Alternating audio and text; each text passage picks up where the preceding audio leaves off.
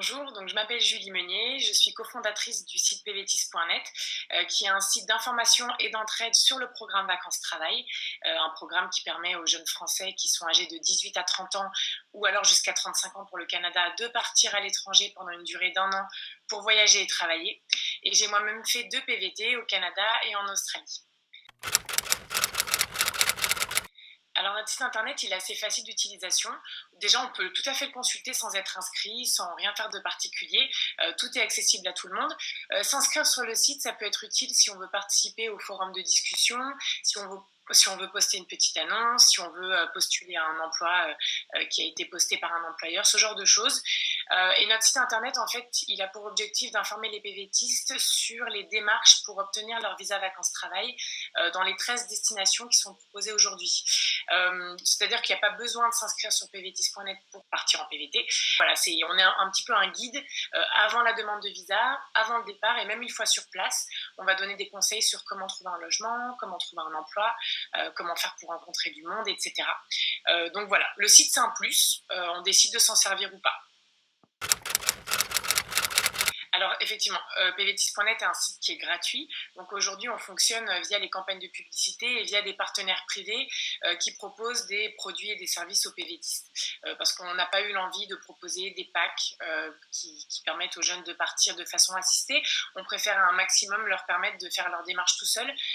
Ça leur permet d'économiser un petit peu d'argent et aussi de faire ces démarches par soi-même. C'est quand même une bonne façon de se dire qu'on est capable de relever le défi seul. Dans le cadre du programme Vacances-Travail, aujourd'hui, on peut partir dans 13 destinations. Donc, il y a le Canada, l'Australie et la Nouvelle-Zélande qui sont les 3 destinations les plus populaires. En Asie, il y a le Japon, la Corée du Sud, Hong Kong, Taïwan et la Russie. Et en Amérique latine, il y a l'Argentine, le Chili, la Colombie, le Mexique et l'Uruguay plus récemment.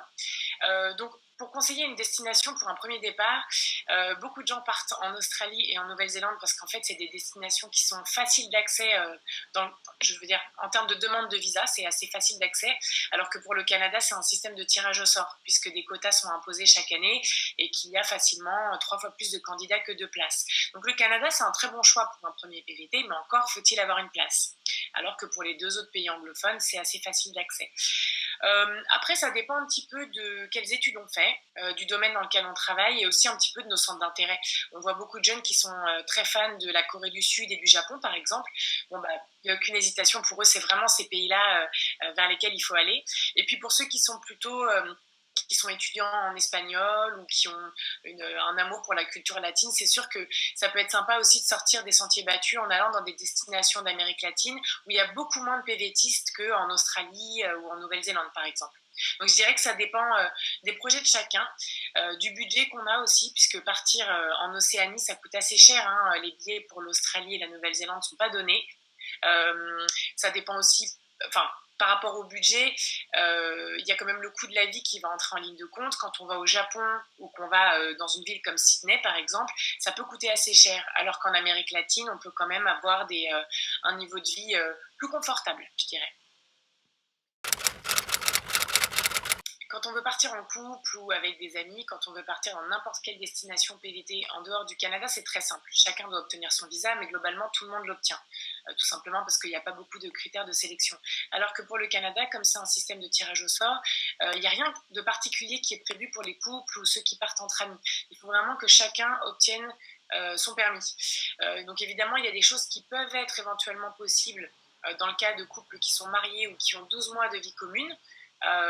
Ça, il faut l'étudier un petit peu plus en profondeur, ce genre de scénario, mais globalement, pour la majorité des PVTistes, les 2 doivent être tirés au sort. La majorité des PVTistes font des petits boulots. Beaucoup sont serveurs, vendeurs, on a des déménageurs, des laveurs de voitures. En Océanie, il y a beaucoup de gens qui font du fruit picking, donc de la cueillette de fruits et légumes, c'est ce que j'ai moi-même fait quand j'étais en Australie. Mais il y a aussi des gens qui arrivent à travailler dans leur domaine. Ça, c'est une question qu'on nous pose assez souvent et je sais bien que ça peut inquiéter ceux qui veulent vraiment travailler dans leur domaine. C'est possible, mais c'est pas évident. Ça dépend un peu dans quoi on travaille. Est-ce que ça recrute dans le pays dans lequel on va? Est-ce qu'on parle suffisamment bien la langue du pays pour pouvoir travailler dans son domaine? Est-ce que notre profession est réglementée? Est-ce qu'elle appartient à un ordre? Est-ce qu'être là pendant un an seulement, ça peut permettre permettre à un employeur de nous faire confiance, c'est pas forcément évident, disons. Donc la majorité du temps, les PVTistes font des petits boulots, mais si vous voulez travailler dans votre domaine, faites une étude du marché du travail et vous pourrez voir s'il y a des opportunités.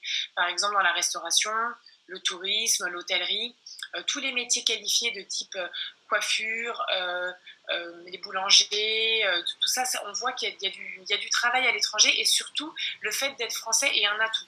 Alors que peut-être, si on est dans la communication, le marketing, si on est architecte, ou si on n'a pas un parcours vraiment qui sort du commun, peut-être qu'on ne va pas être un bon concurrent par rapport aux locaux.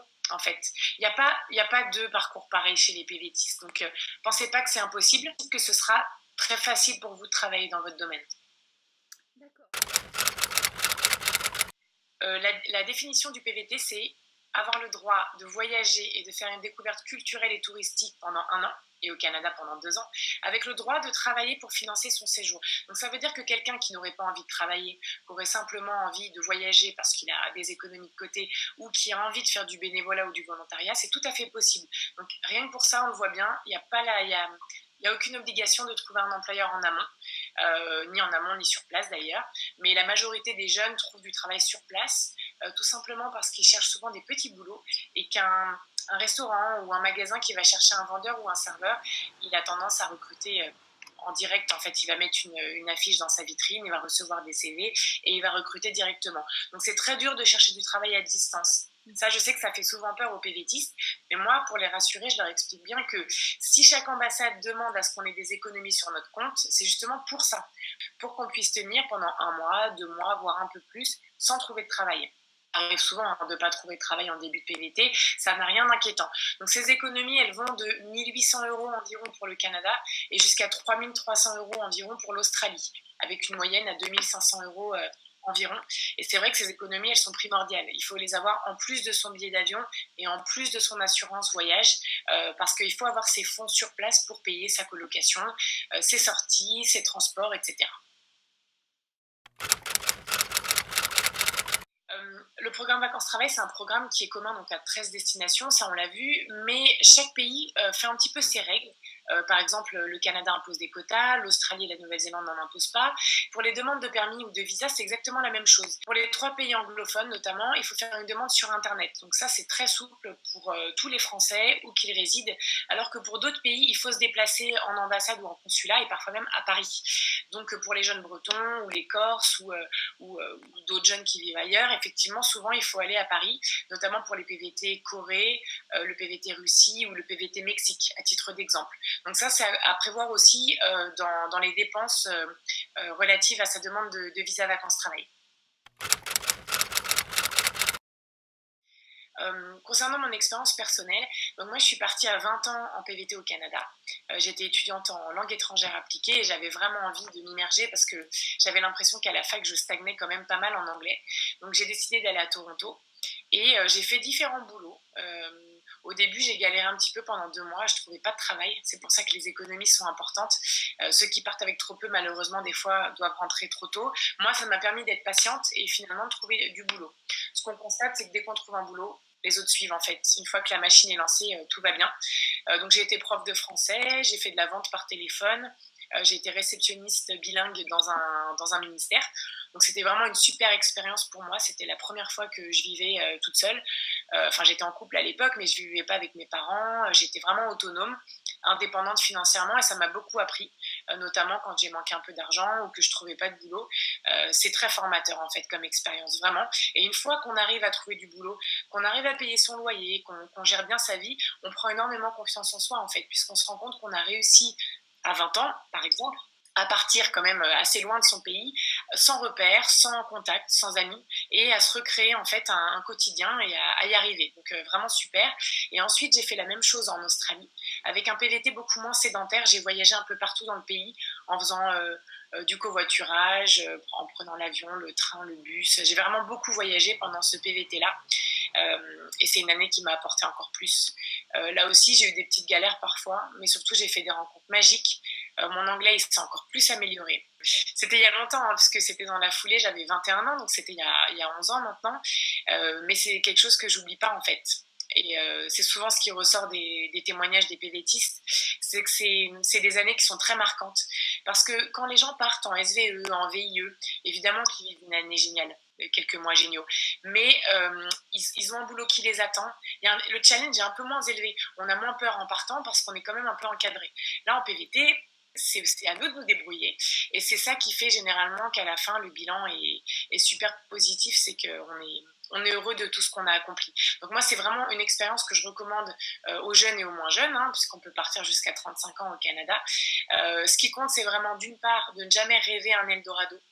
Ça, c'est toujours le conseil que je donne, puisque je vois souvent dans les médias l'Eldorado canadien, l'Eldorado australien. Et des fois, on peut un petit peu avoir l'impression que l'herbe est plus verte ailleurs. Et il y en a certains qui sont très déçus sur place. Donc partez du principe que vous allez partir dans un nouvel environnement et que vous allez recommencer à zéro. Voilà, c'est tout. Deuxième conseil, c'est de bien partir avec les économies demandées, voire plus. Et évidemment, partir avec une assurance pour votre PVT. La quasi-totalité des destinations PVT vous impose d'avoir une assurance qui vous couvre pendant votre séjour, puisque la sécurité sociale ne vous couvre pas. On peut avoir une petite angine, une petite grippe, mais on peut aussi être hospitalisé ou avoir besoin d'un rapatriement. Nous, on entend quand même beaucoup de choses tous les ans. Donc, partez avec ça. Au moins, vous savez que vous êtes couvert. Et en cas de souci, même que ce soit vous ou votre entourage, vous serez serein. Voilà.